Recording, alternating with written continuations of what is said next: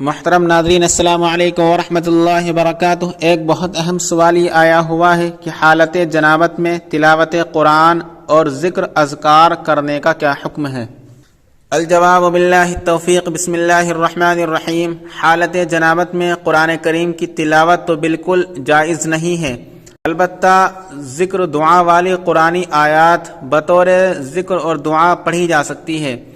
اسی طرح معصور دعائیں جن کا پڑھنا مختلف اوقات میں حدیث سے ثابت ہے، انہیں بھی بحالت جنابت پڑھنا درست ہے، اور اذان کا جواب دینا بھی درست ہے۔